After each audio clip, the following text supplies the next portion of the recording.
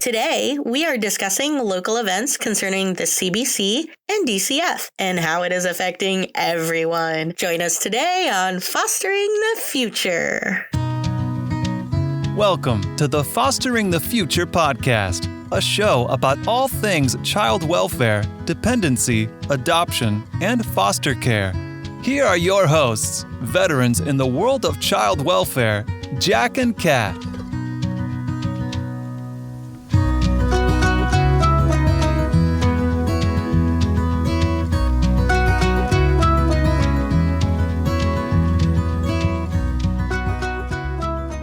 We believe that every human has incredible and equal value regardless of what side of the courtroom we sit on.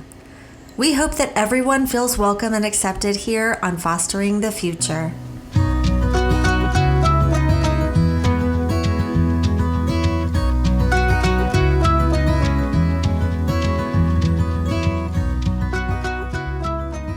Make sure you follow us on Facebook or Instagram as Fostering the Future Podcast, or check us out on our website at fosteringthefuturepodcast.org. This is Jack, and I'm not here with Kat or Mac, but I am here with Nichole. Welcome, Nichole. Hi, everyone. So we're taking some time today to do a little special episode and discuss what's going on locally. So much is going on locally. I feel like everybody in our community is kind of walking around on eggshells and anxious, and nobody really knows what's going on or why it's going on or what's going to happen. Definitely. And it's not just the fostering community.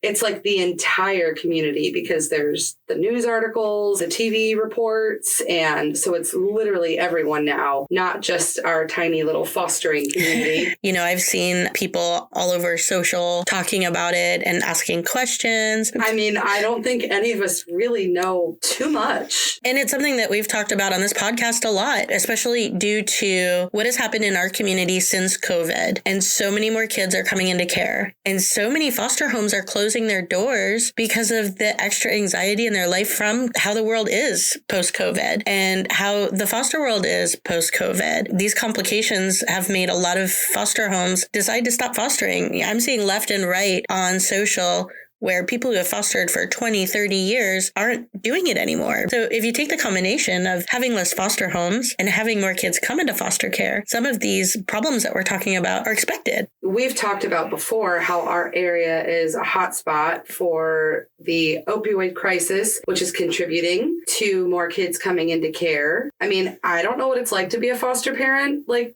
pre-COVID, because I was a foster parent for like no time before the world shut down. Yeah. But I agree. I'm seeing so many homes shut down, and it's at the time where the community needs it the most. And of course, they're doing it because it's what's best for their family and what's safe for them. And I don't blame them, because it's hard. It was hard to be a foster parent before COVID. And even now that school's back in session, like we have no inventory in stores. Like, I've got to tell you, I've got a really big crisis in my life right now. I am going on 3 weeks where I can't find extra firm tofu. No, it's not funny. They don't have it at Target. They don't have it at Publix. They have firm tofu. They have not firm tofu. Ew. But okay. And I actually have found extra firm here and there, but super firm is what I really like. Super firm tofu, you know, it's not so drippy. It is the perfect consistency. But not to know this was a thing. Okay, and listen. There were all of these consistencies to tofu. Super firm tofu. There's a particular brand that I like, but any really firm tofu would make me happy. I love to cut it up and put it in the air fryer and put a ton of like garlic and salt and pepper on it. You can't do that with the other. I can. Listen, I did it for dinner tonight. Oh, okay. I made rice bowls for me and Jack Daddy, and I used firm tofu, not extra firm, not super firm, firm tofu. And it was a disaster. Like, okay, it was okay, but it's like mushy and creamy instead of like having more of the consistency of like something that feels like there's sustenance, you know? Right. And I think that, well, I don't know that we're all dealing with the tofu crisis. It's a crisis. I agree. There are definitely noticeable shortages and empty shelves in the stores. So we're all still living in this, like, I can't even say post-COVID world, because we're still people are still getting COVID. Like, right. We're still in this COVID world. Mac's grandma died just recently from COVID. Like, people are still losing people. So it's still going on. Obviously, it's very different than where we were a year ago. But the extra anxiety level of living in a world like this, the duration of this pandemic, it just wears on you, man. And that is leading to increased drug use. That is leading to more ODs. That is leading to more kids coming into care. Definitely. Maybe we should talk about what actually happened recently. I definitely agree. I mean, we're kind of, circling around like the drain sharks here. Circling the drain is how I feel like we're circling the drain. So there were two things. What was the first thing that came out? So the first thing that came out was a story that stated that the CBC contract would not be renewed. And essentially, both parties kind of decided this individually. And this contract is expiring, not being renewed. And there's going to be this break of the CBC, or community-based care contract, under DCF here in our local kind of tri-county area. And so the CBC had decided not to continue with the contract after it expires this year. And their reasons for that were the lack of funding and resources. So DCF decided not to renew their contract because they felt that the CBC wasn't doing their best job in keeping all of the kids under their purview the safest they could, and that there were kind of safety concerns and issues. It had been going on for quite some time, and with the contract expiring at the end of the year, they just chose not to renew it, essentially. Even though, people have been talking about it for years, whether this might happen, but it also kind of felt like it came out of nowhere. Did that feel that way? It totally felt that way to me. I had no idea. Yeah, we knew that the contract was up at the end of the year, but had we seen any real movement from moving away from CBC? I don't think I saw any real indication that that was going to occur. It just feels like it's such a big thing. How is this even going to happen, especially in 60 days? In 60 days. I get that the system is broken, right? Everywhere the system is broken. But you don't expect that, like, all of the sudden your CBC that so much revolves around is just going to be gone. If I hear one more time, like, what does this mean for the kids? It doesn't mean a whole heck of a lot to the kids, because the kids are still being taken care of. I will say there may be some effects depending on how the transition happens. There may be some effects. I agree. We don't know what this means, bottom line. We don't really know what this means. Think historically, when things have changed, case management organizations have changed, or contracts have been pulled by the CBC for various reasons. Some of those same reasons that the CBC contract are now being pulled, they just transitioned to another organization. We see some staff go. We see a turnover, some staff stay. I've seen a shuffle between counties at times. So maybe somebody coming from one circuit over to the other. If we're using kind of that historical knowledge of what happens with CMO, I think it could stand to reason that possibly one of the solutions is we're going to see another organization come in and they're going to take over. Hopefully we're going to see licensing specialists and our placement team and the rest of kind of the heart of the CBC kind of intact. Right. Like the licensing supervisors and the licensing director,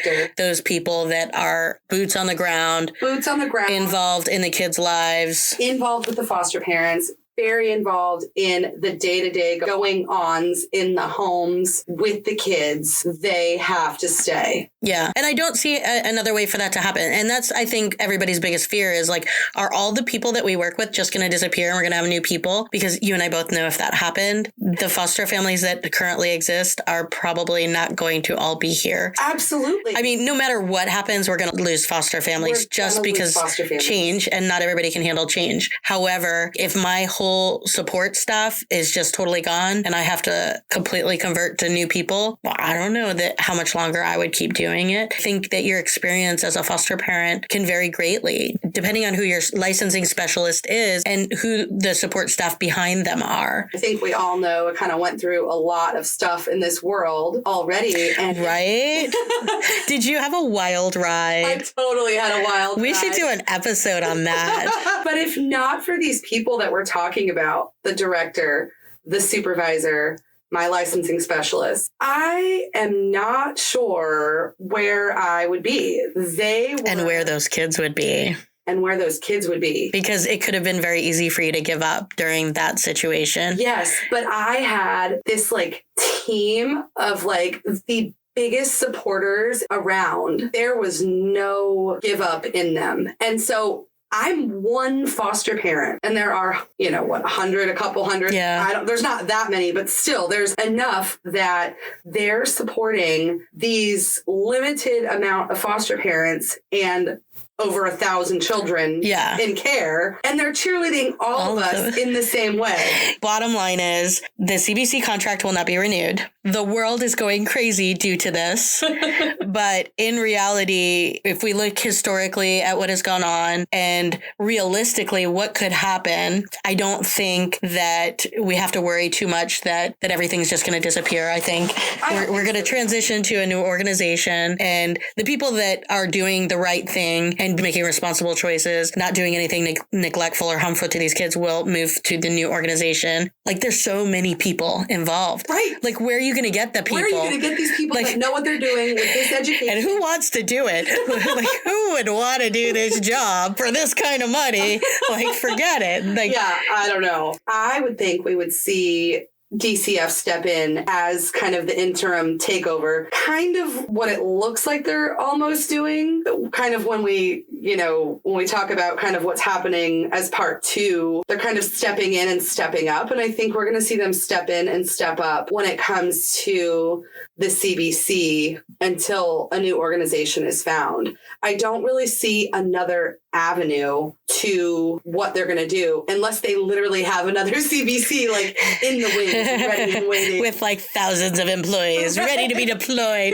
They're on a plane, they're ready to go. They've got their jump bags, if what we're looking at, if what they're saying is that the failures are in upper management, then hopefully the problem sources could be resolved and we can, all move forward and find better ways to help these kids. And maybe a new CBC will provide different resources. Maybe people will come in with great new ideas, and those can all be positive things. And there's these people that work in this organization that are these incredibly intelligent, passionate people who have great ideas. And maybe this new CBC is going to come in and see that and really hear them and run with it. And maybe really good things are going to happen. There is one person I specifically have in mind that I would Red. Sorry, I've got strep throat. I know you do too, because my son gave it to you. Baby Jack got both of us sick this week, so our throats are a little messed up. But she's a prime example of boots on the ground interacting with these kids, who is so incredibly passionate and doesn't see any other way around it other than getting it done because it's what the kid needs. Yeah. I needed to get an infant carrier to a baby in a hospital that I was picking up. Case management was like, yeah, we don't have a way to do that. And it was her day off. And she's like, hey, Jack, I'm going to just drive up and meet you and take that to the hospital. So she drove an hour up to meet me on her day off. That is someone you really want this new organization to come in and recognize that. The dedication. Yeah. She cares about the kids and she sees a problem and she fixes it. We understand that the contract is ending and we don't know what's going to happen, but we're hopeful for a smooth transition. Yeah. Did you get the email today from the secretary? I did. She said seamless. I did. She said seamless. I saw the word continuity. I feel like these are words that I like those words. They're nice words. They made me feel good. Sure, me too. But I looked at the words and I was like, they're pretty words that maybe are going to make some people feel better. They made me feel better. But I totally read between the lines, and it's probably going to be a show. Put your seatbelt on? Yeah. Forget about the seatbelt. We need a 5-point harness. Put your 5-point harness on and get ready. It's going to be a ride. See my eyes twitching. Yeah. I had a challenge recently in foster care, and it was probably the most difficult thing that I've been through. And the entirety of that situation, my right eye twitched, and it stopped. It stopped the minute that situation kind of, in a way, was resolved. And that was weeks ago. And tonight, after the next thing that we're going to talk about, my eye started twitching again. I was like, did I give you the eye twitch? I mean, it must be your fault. I mean, it's fair. Baby Jack gave you strep throat. You gave me an eye twitch. Totally fair. We are definitely even now. All right. So the second thing that happened today.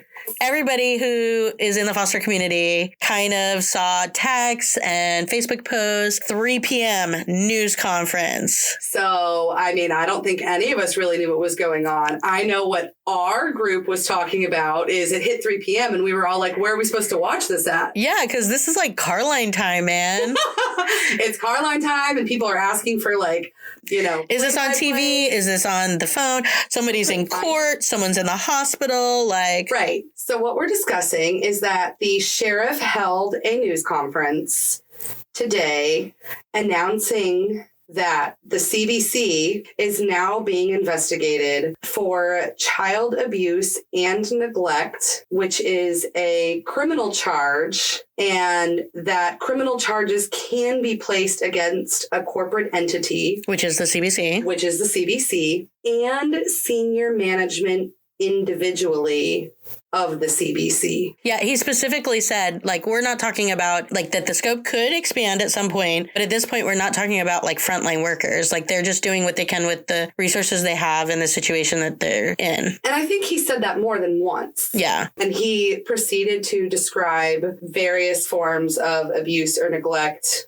on children. Essentially, he stated that on average, 6 children a night were sleeping in an office of the CBC.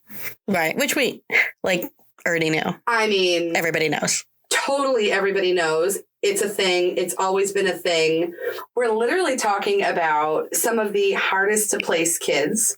We're also talking about kids who are very smart to the system and they know that they can refuse placement. And if they refuse placement to wherever they're trying to be taken, whatever foster home or group home, they will have no choice but to sleep in an office. These kids know it. I know it firsthand because they said it to me. Remember, we had a placement employee come and talk to us and tell us how sometimes she would have to try and talk them into not refusing placements. Sometimes it's hard to get a kid in a group home, especially if they've been kicked out of them. She would like work really hard to try and get a group home to take like this particular child. The child can still refuse. And then what do you do? Like if they're refusing to go to a foster home and they're refusing to go to a group home, where do they go? I don't know. I don't know either, because the answer isn't having them driven around in a car all night.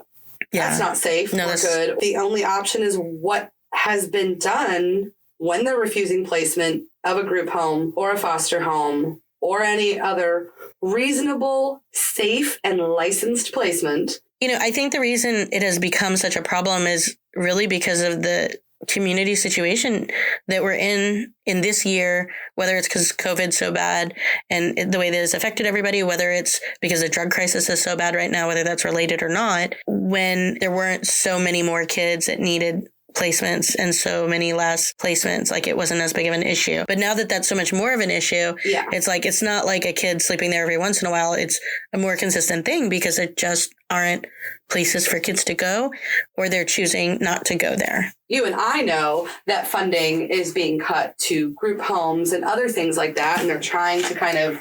And funding is cut to placements that are waived, right? Placements over 5 will not be... so, like, you're taking more and more of the funding away. And more resources away. And more kids are coming into care. Right. We have like, a system it doesn't overloaded. Up. Yeah. Like, it is literally a recipe for disaster. So now that we know, these are the 2 things that have gone on. First of all, the contract will end for our counties by the end of this year. The second thing is there's criminal investigations into some things that happened. The CBC specifically is being named as the target of the investigation. Let's just chat about some of the concerns you and I have had. We're not experts in criminal investigations, just the perspective perspective of like, hey, two foster moms who have been seeing what's going on and how it affects all of us, and just some thoughts that we had, right? The first thing that both you and I and a lot of people are like, what in the heck, is like the main news article on the local station. The guy was like, oh my gosh, what's going to happen to these kids? Where are they going to go? Where are they going to go, dude? You dropping your kids off at the office? I literally woke up, saw this news story with this reporter who's been around in our community for years. Yeah. And was immediately furious. And it was like 6 a.m. You know what's going to happen to my kids and every other foster kid who's in a foster home? The same thing that happened yesterday. Like, we're going to take care of them. We're going to love them. We're going to take care of them. We're going to love them. They're going to be getting up soon. And I got to get them to school. Because like, that's all that's happening in my house. I mean, but the contract is ending. Like, aren't you just going to drop them off at the office when the contract ends? What's going to happen to these kids? Come on, Nichole. Are you going to leave them somewhere? Or all the ICPCs that are pending are magically going to be granted. Oh, that's funny. That was so inflammatory. And he kept saying it. Like, anytime anybody talked in that article, he kept repeating, but what's going to happen to these kids? And the tone he was using was very dramatic. Yes. And so I just felt like it was such irresponsible reporting. And I mean, like, from my perspective, like, I mean, my kids were going to school. Like, I've got to say, I mean, obviously I've got an eye twitch. I've got some anxiety about the situation, but none of my anxiety is about like what's going to happen to my kids. My kids are going to be here. I'm not going to leave them. I'm not going to drop them off anywhere. Like, they're not going to get moved. They're my kids until they're able to be reunified with their parents. I'm going to continue fostering them. I'm going to continue trying to get them reunified. Like, that doesn't change because the CBC changes. Kind of the heart and the core of all of this, the children, they're still okay. And they have no clue about any of these news articles. They literally have no idea. The only thing that I foresee this affecting the kids is that the additional anxiety of not knowing what's going on, everybody's going to be stressed and kids can feel that. Definitely. So that will affect the kids. And then if there's good employees that have great relationships with these kids that aren't able to transition over, or for whatever reason, like maybe their schedule doesn't work with the new CBC, that the kids would lose those relationships. So I think those are the only ways that it's going to really affect the kids in a negative way, but maybe there'll be positive things that will affect the kids in a good way. I don't know. I mean, I definitely think as long as they maintain these incredible people that you and I have worked with that are doing great things for these kids, as long as those people are maintained, I think that we can have a positive outcome. Change is hard. Transition is hard. However, if change and transition are done right, there is growth and there is positivity. I don't think any change is seamless at all, but you live in your She said seamless. World. She said continuity. As your eye continues to twitch. My eye is twitching. Did you see it from over there? Yeah. Okay. So we just need a little Karate Kid in our life. I think it's going to be difficult, but I am hopeful that we're going to see positive outcomes from it. But I also don't think we need like mass panic from our local news reporters. Like, honestly, what's going to happen to these kids? I'm going to need him to like move on and speak in a different tone, in a more responsible way. It's all about the tone. I try and tell my kids that. They're like, I didn't say anything wrong. It was the tone. I turn into my mother when I say that. The target of this investigation and all of these articles are just about the CBC. The failures that you've seen on these kids, I don't think that the stuff that I've seen go wrong really has anything to do with the CBC. I can't personally point one time in my personal experience that there was a failure on the CBC's part. Yeah. There has been multiple failures, typically not even by one person or entity, I mean, in the best interest. If I'm being real, and I'm not sure I should be, but if I'm being real, the biggest problems that I've seen is due to kids languishing in care and not receiving permanency for years and years and years. All of those cases that I've seen, that's never been the fault of the CBC. The biggest problems that I've seen have been in the courtroom. There's not a member of the CBC directly in the courtroom at all, is there? No.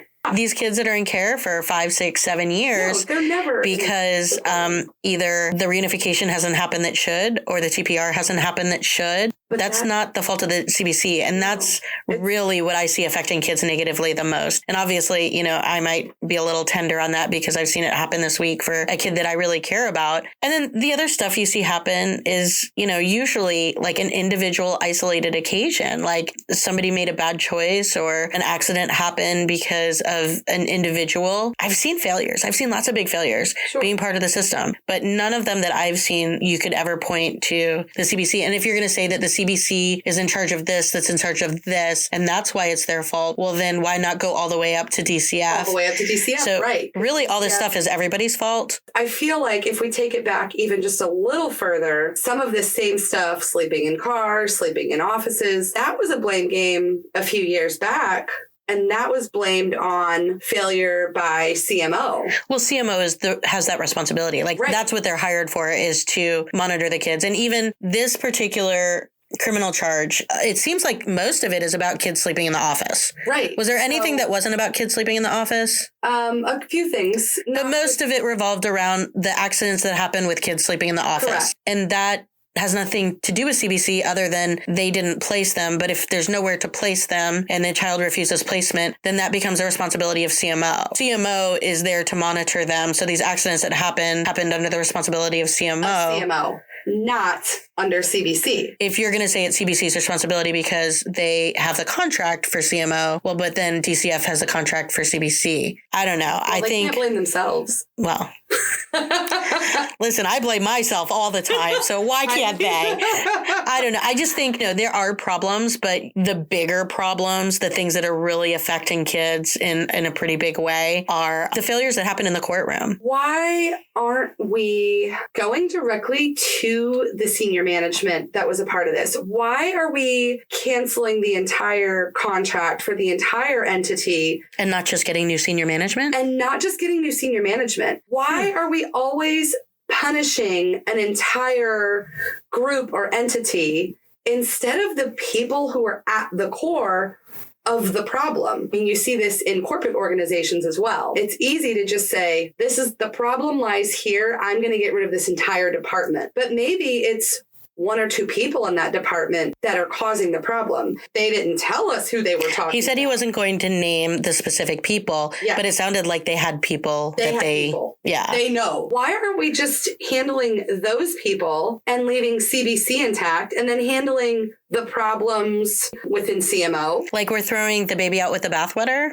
I don't know. Okay. I don't know if I know what that means. Oh, well, suddenly I don't either. I thought I did. Let's kind of talk about what these criminal charges they're describing are. They're saying it's abuse and neglect. There was a lot of talk about unlicensed facilities that are organizations being used to watch the kids. And because they're unlicensed facilities or organizations, the employees weren't being background screened. Is this like a day program? Is that what they're talking about? Something like that? Are the day programs full, so they're using one that's not licensed, or? It kind of sounded like that. Because I remember one of the questions kind of being about that, but he didn't really expand too much on it. The sheriff basically just kind of went back and said they're unlicensed facilities, but they are organizations. So it's not like random Joe. Like they didn't go to the bus stop and find someone to watch the kids. Right. But that one guy.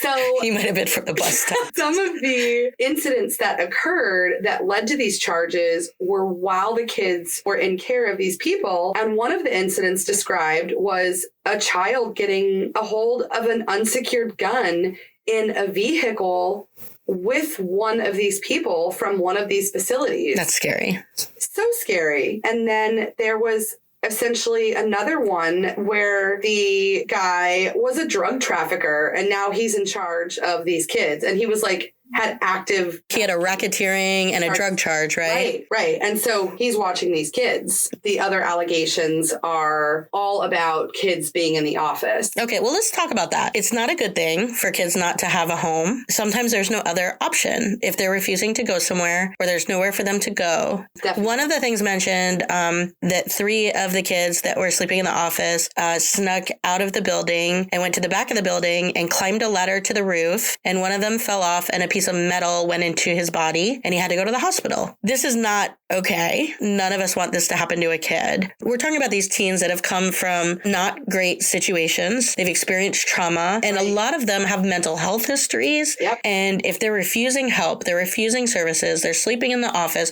whether they're sleeping in the office or sleeping in a group home, they run away from group homes all the time. Like, what are you supposed to do? Lock them up? That's not a home, that's jail. Right. And if they're going to keep running, whether they run and climb a roof on the back, or whether they run and get child trafficked or hurt in some way, or they're going to be in danger if they sneak out and run, it's a horrible thing. You know, obviously, with some of these teens that have these behavioral problems, what are you going to like tie them to the chair? I've had teens in my home run. How am I going to stop them? I mean, I finally slept, and I slept for like 2 hours. And then he ran, and I couldn't stop it. Like, you can't physically stop them from running if they're going to run. Even if I had stayed awake. Yeah. He still would have run. Like, that was a bad thing that happened. But like, I don't feel like that's neglect when you're talking about a teen who ran away and got hurt. Or snuck out and got hurt and did something silly. I think even kids who haven't experienced trauma sneak out and do stupid stuff. Whose fault is it that the ladder was accessible? What if it's not a ladder like you and I are thinking of at a home? What if it's a ladder affixed to a building that has to do with... Well, if it went to the roof, that's probably what it is. Yeah, exactly, right? So we're not talking about like, oh, somebody left like a ladder out. It was like always going to be accessible. And when you have mischievous children, that's what we're talking about here. Yeah. I mean, it's not unrealistic. What were some of the other things that happened that they're listing as the abuse and neglect? Access to medications.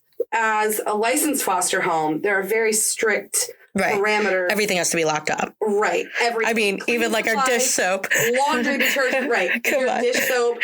Everything has to be locked up. Yeah. So that a little can't get into it or, you know, ingest it or whatever. Or a teen isn't eating a Tide Pod or... Nobody's drinking their soap. Right. Nobody's drinking their soap. Of course, that would stand to reason then that medications need to be locked up. There were unsecured medications that were stored in the office. And so there were children that accessed, one that was mentioned, a child accessed his or her own medication and overdosed on it by taking too much of it because they had open access. And then there was another mention of a child who took somebody else's medication because it was left out and unsecured and out in the open. Those are kind of the other two things. You know, there was also talk of no hot meals. I heard about the hot meals. There's no kitchen because this is not like a residential facility. When kids are sleeping in the office, they're being fed because the CMO is responsible for them. You'll talk to case managers all the time and they'll be transporting a kid and, oh, we're running late, so I'm going to grab them dinner on the way. Show up with a McDonald's toy. Bag,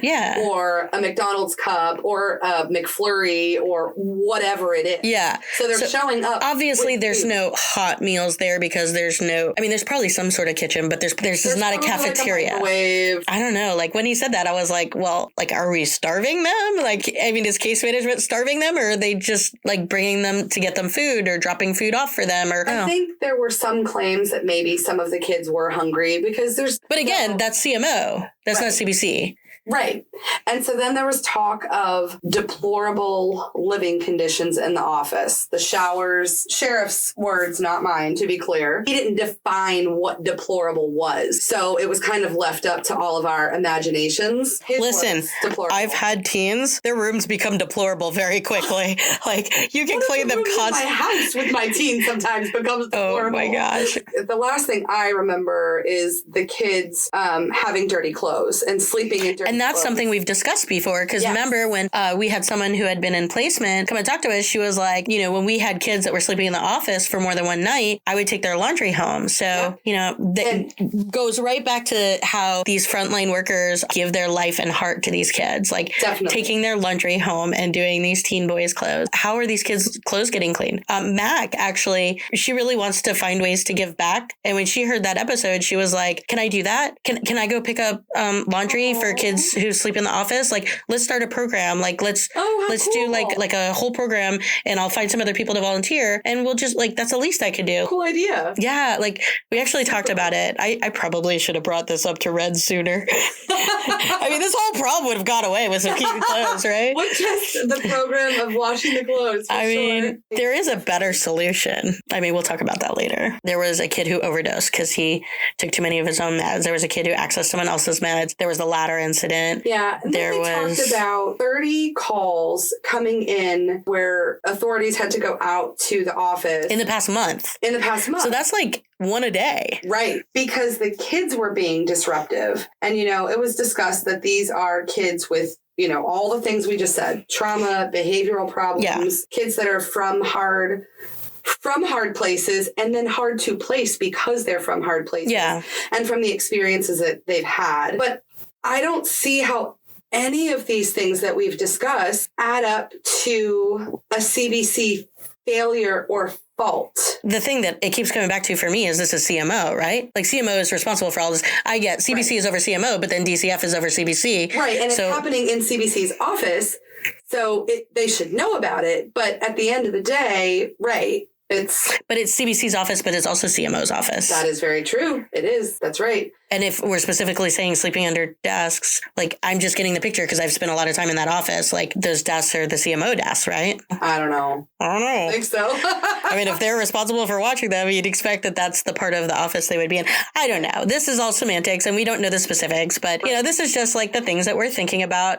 And just what we're wondering about is like, what do these things all mean? And obviously, he said, you know, there's no timeline for this investigation. Find out more at some point. Right. And there was going to not really be a lot more commenting on it because it's a criminal investigation. Right? Yeah. Comment on open, active criminal investigations. And when it was Which is a shame because I want to know what's going on. I know, right? When it was asked why they even held the press conference about this, you know, he basically stated he thought the community deserved to know and needed to know that this was going on. But it's like, great. I appreciate But that. I wish I knew more if you were going to tell me. Right. But I want to know more and then I want an update. Yeah. Back to, you were just talking about the 30 calls to the office because the kids were being disruptive. Right. We're just talking about kids are in the office because either they're waiting for placement, because they weren't really talking about whether that was overnight or not. Yeah, that wasn't clear. So 30 times over 30 days because kids were being disruptive in the office. Okay, so we know kids are sleeping in the office. We know kids are in the office during the day waiting for placement. Which has always been a thing. Yeah, if there's kids that are looking for new placements, often those are the kids who are hard to place because of their behaviors. Honestly, this is all down to the same thing. Because there's not enough foster homes. Right. The foster homes that exist take more kids than they may intend to. And so there's more kids in their home. And when you have more kids in your home, you're less able to take those kids with those bigger behavioral challenges because there's all these different dynamics. Like when you have one kid in your home and maybe they're like this age or this gender, it's not that big of a deal to take this one kid with behavioral problems because that's something you can manage. But if you have 4 kids or 5 kids or however many kids you have, there's different dynamics with each one of them, especially if they're from foster care or in foster care and they've had trauma and they have their own issues. Like, you just have to always consider the issues of the kids that are in your current home. Yes. When you take a new placement and say, how is this going to affect them? And is this going to be a positive thing for my family? Is this going to be a healthy thing for my family? So because we don't have enough foster homes and because the existing foster homes have more kids than maybe would be desirable, right? Right. Because the state law is, or policy is 5 kids per home. And we know most of us have 6. Yeah, I actually only have 6 tonight. Yeah. But, you know, most foster homes are wavered far beyond the 5 because there aren't enough foster homes. And because of the additional kids, like, you just have to be more careful about taking the kids with behaviors. Right. So all of this kind of leads down to that.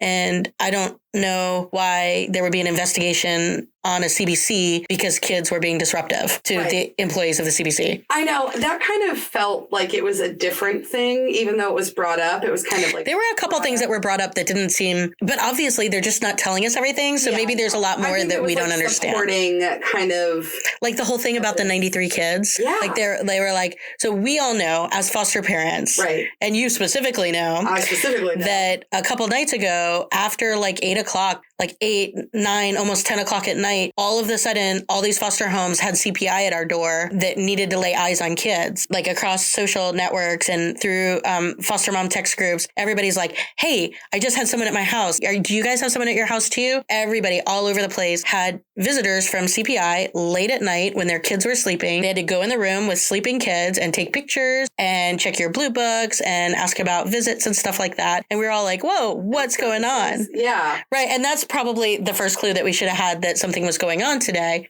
Right. But it didn't really, like, he didn't really explain that. He's like, he did say there were questions about these 93 kids. And so we sent officers out. Right. So like DCF came in, started doing a review, and there was questions about these 93 kids. So they wanted eyes laid on these 93 kids. But he was like, we had questions that they were getting the services that they needed. Right. But when they came to the house, they weren't asking about the services. I mean, in my experience, they were not. And then at least in the press conference, he didn't reveal any problems that he found. Right. Yeah. So maybe they're just not sharing that, but I mean, based on kind of what I saw between social media and the text group, I didn't see anyone that, really kind of revealed like that there was a problem. Yeah. The main thing they were asking was when the last time case management had visited. Right. And everybody's like, case management was just there. Or case management hasn't been, but the OCS worker has. Right. The OCS workers are listen, if it's getting close to that deadline of like, and they even come, like they have a deadline before the deadline. Yes. And they were like, I'm just going to wait at your house and we're going to come in because we have to check on the kid. Right. I mean, I know in the past there's been isolated incidents where that was an issue where kids weren't being visited. Well, I'm wondering, the only thing I kind of thought in the moment while I was being visited was, did they not put a note into FizFin? Like, right. Is that what's going on here? Like they forgot. But then you started to hear everybody else. So. Right. Then you hear everybody else and you're like, wait, that's totally not what's happening here. And it was clear that there was a specific CMO organization that was being visited because there's a couple in that county. Only one CMO agency. It was only one CMO agency. So and only from one of the 2 counties that we all work with. Correct. So it became very evident. So my kids got to sleep well that night because they are not from that county and not from that CMO. There you go. So sorry. Yeah. Which is not the norm because normally that is my county and that is often my CMO. Yeah. It was weird. Yeah. It was weird. Especially like for me, case manager had literally been in my home 45 minutes before. Like she was dropping him off. Yeah. And like doing a home visit. Yeah. Or, doing like a quick walkthrough, home visit, whatever. And she had just been there 2 weeks before. So well before the deadline. Yeah. Oh, yeah. Right? Like almost like, why are you back already? Yeah. 2 weeks, man. Come on. Give me some space. I mean, I don't know. It's fine. She's been good. Yeah, I think that the bottom line about these issues that we're talking about here, these kids that are in unlicensed locations, facilities, these kids that are sleeping in the office, there is really only one solution for that. Do you know what that is? Definitely. We need more foster homes. Yeah. Every single one of these problems would be fixed if we had more foster homes. Because then the current foster homes wouldn't be overloaded and any of us, newer or older homes, could take on the kids that are higher risk, higher trauma, and need more attention. Yes. Look, there is a person for every kid. Yeah, absolutely. And not every kid is going to get along with every person. Yeah. But it's why we need more people to match the kids with so that every kid and every adult have the right kid and the right adult in their life. Like every one of these kids needs the right family for them. And not every family is the right family for them. But if you only have so many families to choose from, then you're putting a square peg in a round hole and trying to make everybody happy. Yes. And that's not cool. It's not cool. Because then the kid's like, I don't want to go to foster homes anymore. I don't want to group homes anymore. Right. I want to sleep in the office. And then what are you going to do? And we're going to have these news stations doing these articles. I know from my personal experience, I have an amazing kid, and I'm not going to go into a lot of detail about him, but he's been in care for a long time, and he's a teen. Teens are so great. But they do make deplorable living conditions sometimes. Sometimes. But it took the right person to come along for this kid at the right time to make it work. Yes. Because there had been over 50 failures. That's a lot of failures. A lot. Could you imagine? Like, I remember when my 11-year-old had a homecoming dance and he asked like 3 or 4 girls and they all said no. Like 4 rejections. Like, you should have seen his freaking face. The girl from Starbucks said she'd go with him though. Every single one of those rejections made him feel less valuable. Right. That's 4 rejections. Right. And this is a kid with a stable family who loves the freaking crap out of him. Definitely. And I'm obsessed with him. And he's sick of me being obsessed with him. And I tell him I love him. Every day when he walks into the hall of his school, I scream, I love you so much, my sweet boy. Like, he is adored. I'm not kidding. I'll video it tomorrow. And those rejections, like, they were whatever, he's in 6th grade, but they hurt him. They made him feel less special. And he was like, why do some of the boys in my class have girls that'll go to the homecoming with them and I don't? And I don't, right? Yes, he's going to kill me. I'm going to have to cut this out. But bottom line is, you're telling me there's over 50 times that this boy was rejected. I can't imagine having any self-esteem left. I know. He was rejected, or he rejected because he'd unfortunately been there and kind of done that, and it wasn't the right fit.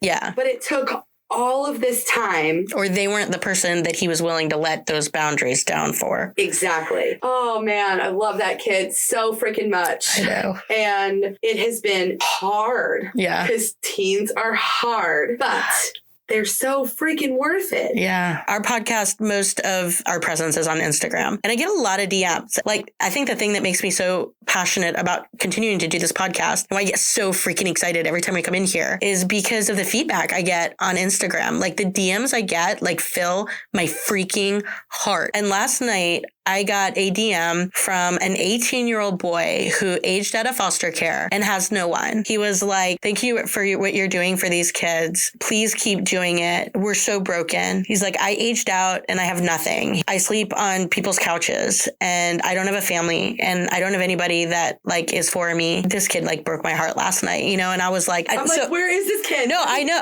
I'm like, what state are you in? Like, can I find services? Because sometimes when you age out, there's services to help you like with independent living. And he's like, yeah, I already have it set up, but it's not enough to pay rent. It's such a small amount. Like, it's not enough to provide for myself. So I've been saving up money and sleeping on couches, and it's hard. Like, this is hard. We talked for a while. It broke my heart. Like, there's something doing this former foster youth series and hearing about these kids aging out. It's not okay, man. Like, we need to do better for these kids. And for this guy that I was talking to on Instagram last night, he deserved more. He's valuable. He's special. Like, there is probably a family out there that would be amazing for him, and he would just be their world. And I think people just need to open their eyes up a little more to what's going on. Bringing us back a little bit more to what we were talking about. I think one of the things that the sheriff really got right, and we talked about this earlier, is he said, we're not coming after the frontline workers. These people are not the problem. These people are trying to do the best with the resources that they have and that they don't have. He definitely got that right, for sure. You and I both know from our experiences in foster care, and this is something we say on this podcast all the time, the system is broken, but the people, man, the people. The CBC, sure, there's going to be failures. When we find them, we should try and fix them. Yes. When I think of the CBC, I don't think of them as like this big evil organization. Me either. I think about my licensing specialists, Marissa. Yes. And I think about our licensing director, Red. Yes. And I think about placement. These women in placement are freaking incredible. They Talk are. to them about these kids in foster care and they will start crying. They love them so much. They do. They will know them. Yeah. Advocating for them. They're trying to find the best place for them. Yes. They're doing everything they possibly can, but there's only so many phone numbers that they're given to call. Exactly. And that brings us back to what is going to fix the problem, which is more phone numbers for placement to call. Yeah. And that means more foster homes and more people willing to open up and give this a shot, because there is a kid and a family out there that could use your support and your help. While mom and dad need some extra support, you could be that support for them while they're working towards reunification. You can continue to be a support for that family and that child even when they're not in your home anymore. So many people, like, they don't want to foster because they're going to get attached. Like, yeah, you're going to get attached. That's a whole freaking point. And the cool thing is you can stay attached, because I have experiences in the same way where I'm still communicating with mom reunified. I'm working with other families where we're working towards reunification. Yeah, you are. Oh my gosh, the best court hearing today. Advocating for them. Yeah. Because I'm able to work with bio mom and dad. And it is the coolest freaking thing to be able to stand side by side with them. Oh my gosh, yes. Support them. Yeah. Because all they needed was just a little bit more. Yeah. And I am a very small piece to their story. Very small, because they had to put in the hard work to actually do the thing. But sometimes people, they just need that. They just I remember when she first went into rehab, inpatient, and she said something to me about, like, I don't remember, like, there was a visit where I brought the girls. This was right before everything got shut down with COVID. And she's like, I really just want, like, somebody to tell me that they're proud of me. Like, from that moment on, like, I make a concerted effort to tell her all the time how proud I am of her, because I am proud of her. Yeah. But, like, I never really thought that mattered to her, that I was proud of her. But when she said that, I was like, oh man, dude, I am so freaking proud of you, because you have done, like, the hardest things. And because she said that, like, it's something that I try and tell other parents now too. Yeah. And she'll tell you now, she's like, I just needed people to believe in me. And I could see how she responded differently when I started telling her how proud I was of her. I always felt proud of her. Yes. But I never told her, because I just didn't know that it mattered. You know, fostering isn't just about the kids, it's about the family. The opportunity to like literally hands-on be part of the biggest, best change in a family's life. Yes. Like, what an honor, man. It's a huge honor. This whole idea of us needing more foster homes, almost every person that we've talked to on this podcast, when you ask them, like, what are the problems? Like, what do we need? We need more foster homes. Yes. We need more foster homes. Every single one of them. If we had more foster homes, if we had more options for these kids, all of these problems would go away. These problems that we've talked about today, like, that's the solution. We need more. We need more families. And I have not looked, because I just think it's toxic to look at it. But I would imagine there are hundreds of comments on these news stories or these news articles. Everybody has an opinion on the internet, right? I'm guessing there are hundreds of comments. I haven't looked, but I've heard that it's a lot of negativity towards foster parents. Oh, I'm sure it is. If it's negative towards foster parents, I mean, turn around and do it better. Yeah. Show us. Show us. Help us. Stand up, become one, and do it better. Stand with us, man. Any of them would stop sitting behind a computer and bashing everything and stand up and actually do something, the problem would actually resolve itself. There's so many people who think about it and talk about it and never do it. But what about the people that aren't thinking and talking about it? Like, why not? This is our community. We need to take responsibility for it. It takes a village, right? It's what we all talk about as parents, moms, caregivers. So why aren't we being the village for our community, for these parents and these kids that need it? So many people are like scared to help other people. The easiest other people to help are these little kids, man. I know, right? And you know what's crazy is like, oh, like foster kids, they're gonna have so many behaviors. Like, then just take babies, man. Like, if all you want to take is babies, take babies. Like, we need people to take babies. Do you know how many babies that were bouncing recently because there weren't placements for? Because we don't have enough foster homes. Like, right, because there's rules about how many kids can be in a home within certain ages. Because it's hard to have 2 kids under 2 years old. It is hard to have 2 kids under 2. There's reasons for those rules, man. Yeah, there's 1,000% reasons for those rules. We need, how do we get more foster parents? Everybody just needs to do something. And we talk a lot about how you can do things to support foster parents. And I think that's amazing. But right now, we need more foster parents. All the excuses that you could come up with to not be a foster parent. Tell me, DM us on Instagram, please. Definitely. We will help you come up with ways to resolve that. And one of the things that we were talking about earlier is community, right? So a lot of people are like, well, I don't have a lot of support, or my family doesn't live near me. I think that you will find your community within this foster community as long as you're open to it, right? Yeah. Because we've got a group of foster mamas that I just can't not brag about because they're incredible, right? Yes, I love it. It's the definition of village is this group of women, you can't, it's unbelievable. It changed my personal world in this community once I was a part of this group. You could just be talking about something or sharing with each other, and then everybody gets solutions for each other. We had a foster mom who had surgery yesterday, and then her foster child was rushed to the hospital and had like a very scary stuff going on. Yeah. And she was telling us that, I'm worried about the baby. We're on the way to the hospital. And immediately, like, somebody's getting her meals. Everybody's making sure her kids are okay, that she's got babysitters. What do you need? What can we bring you? She hadn't had a chance to pick up her pain meds from her surgery. Someone was trying to figure out how to get that to her, and how to get the prescription transferred, and someone to pick it up and go bring it to her. Someone's bringing her dinner tonight. There were 2 people who were either individually or married to someone who work in that hospital, and we're like, what can they do? Can they come sit with the baby so you can go get showered or get a break? Like, the way everybody wraps around everybody in that group. I mentioned these people I know is really struggling in this way, and I'm trying to think of ways to encourage her. And the whole group came up with solutions and like physically solved her problems this week. I have personally experienced the same thing too, right? Like the moms in this group, dinner showing up, backpacks showing up at my door when at the last minute I realized I didn't have any. Called her in a panic, and she was like, I got this. And was at my door like 30 minutes later with backpacks, dinner being delivered, like super supportive, always checking on me. And this particular foster mama who was a part of this group was one of my very, very, very few foster parent supports during the wild ride.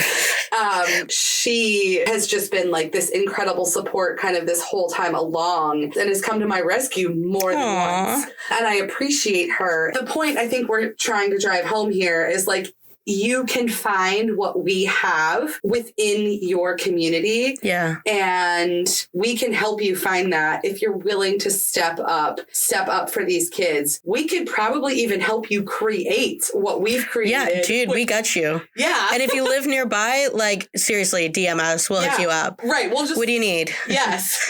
You can't foster because you need a car seat. I will bring you a car seat. Like, you can't foster because you don't know how to put together IKEA bed. Dude, we got bomb IKEA skills up in here. I'll build you a bed from wood. Like, we will make it happen. There's always solutions. Oh, I don't have enough room in my house. Well, like, we are very good at finding room in houses to put more kids in. Like, we can help you with that. We can. If you've got a record, maybe that's not for you.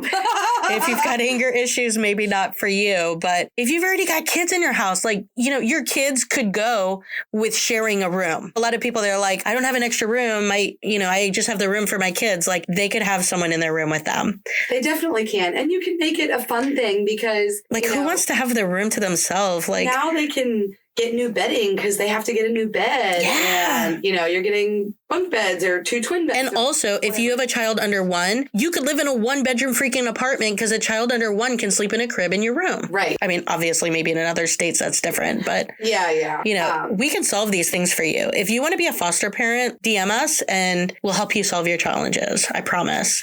We need more foster parents. We do. Especially around here. Yes, especially around here. Let's help us solve these problems, because when we get the new CBC, we're still not going to have enough foster homes. And we're still going to be facing the same challenges that the current CBC was facing. A different management might find different ways to go around it, but the bottom line is there's no solution without more foster homes. So let's do that. Sign up now. Definitely. Sign me up or Jack's going to kick my butt.